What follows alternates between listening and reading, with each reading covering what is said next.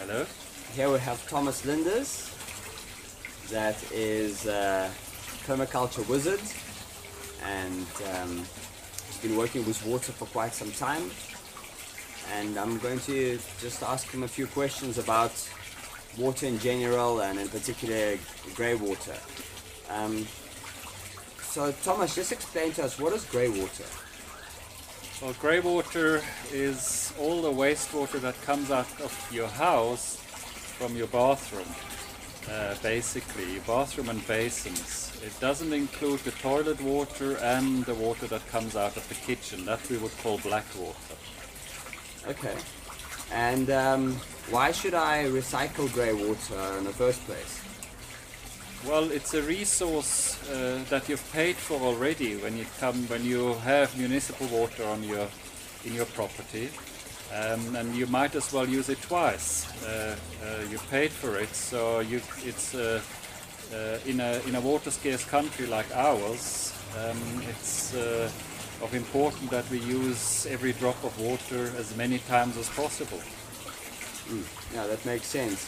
And I know a lot of people have problems with grey water because, you know, it's all, first of all our grey water is currently mixed with sewage, is that correct?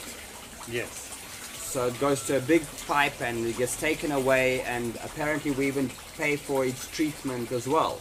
That's right, yes. So you pay to get it into your house, and then you pay again for them to take it away and treat it so that they can sell it back to you as drinking water again, in many of the big cities at least.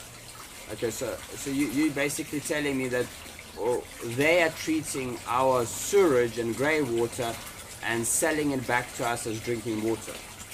That happens in many of the big cities. I know, for example, from Europe, where, you know, Zurich, the water has gone 7 times through the human organism in most cases. Amsterdam, Rotterdam, and these places about 13 times. So many of the big cities, they just recycle the water. We're a little bit more lucky here. We get a lot of water from the Lesotho Highlands project, which in itself is a very unsustainable way of providing your water needs.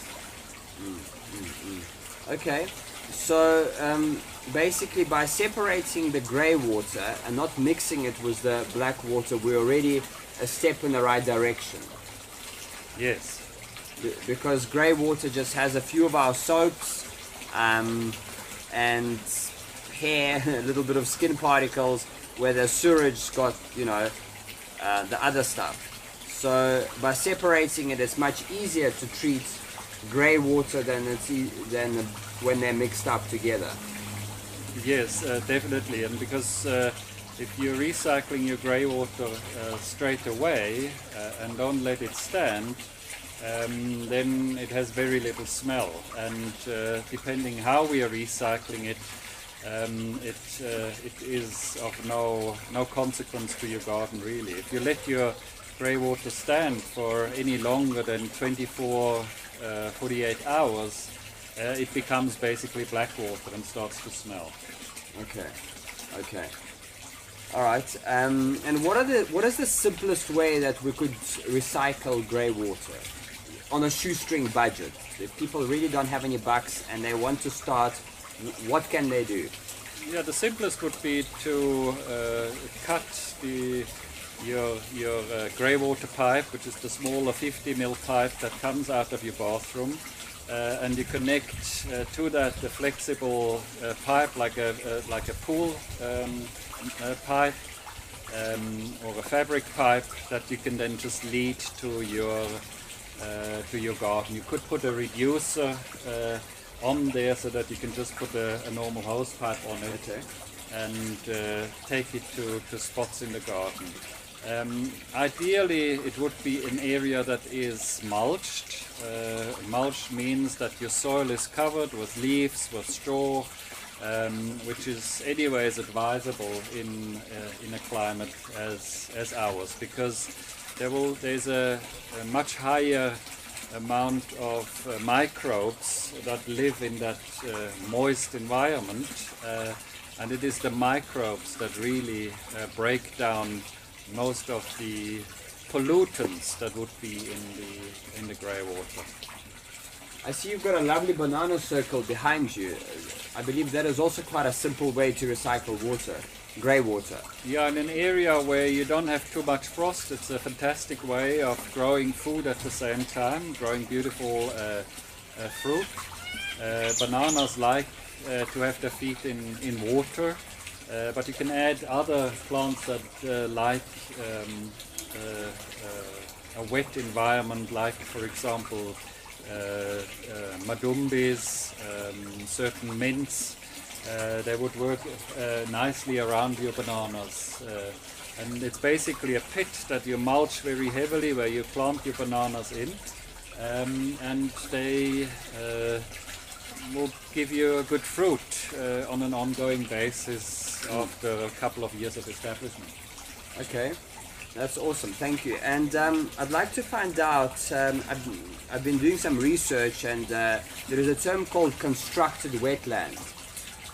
Why should I create a constructed wetland, and what are the benefits of it? There is various benefits of putting your grey water through a constructed wetland. The one is that you create another environment within your garden, so you'll have a wetland environment. And basically what we do was that, like with everything in permaculture, we mimic what happens in the natural environment out there within nature. So you'll find that wetland plants always grow where there's a lot of pollution happening, even if it is sediments from floods and so on. You'll find those aquatic plants, and they themselves do a certain amount of cleaning and eating up nutrients, but it is the microbes that live around the root system that get oxygen from the wetland plants that actually are doing the work. So with a constructed wetland, where you mimic wetlands within nature, you're cleaning the water before it can then, for example, be used in recycling it back with a small 12-volt pump or so into your system, and you can flush your toilets with it. You can then use it alternatively in a system that we could call aquaponics, where you're growing fish and you're then using that fertilized water from the fish back in your garden. Okay, so basically constructed wetland can take nutrient-dense water from with soaps and hair and skin, treat it to a reasonable quality which fish would love to be in. Yes. So we could treat our water and grow foods, protein at the same time, and grow vegetables after the aquaponic system. Yeah.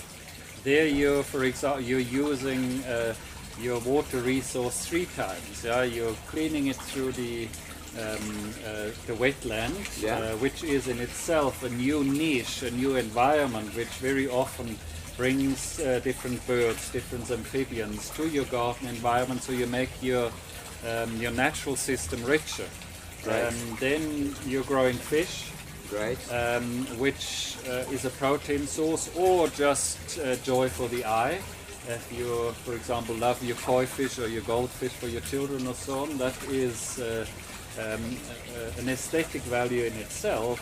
And because they obviously manure into the water, if you use that water, then you water and fertigate your vegetables within your garden, or your ornamentals within your garden. So that would be another use put there to your grey water. So that is 3, and of course, not to forget to mention, we already showered with that water. So the water has had 4 uses. Yes.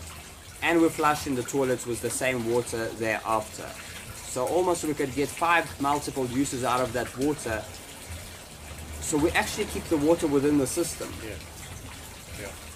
Great. So that is wow. That's 5 times use out of 1 liter of water. I'd say that's very good value for your money. Yeah. Now, Thomas, I believe that if I haven't constructed the wetland, and if I don't have the banana pits, but like I've done in my garden, I've just cut the pipe and I've got it going into a 1,000-liter tank. And I have been using it quite often, but I found on the rainy days, I don't need use for that water, and it starts to accumulate. What can I do if that water really starts to smell?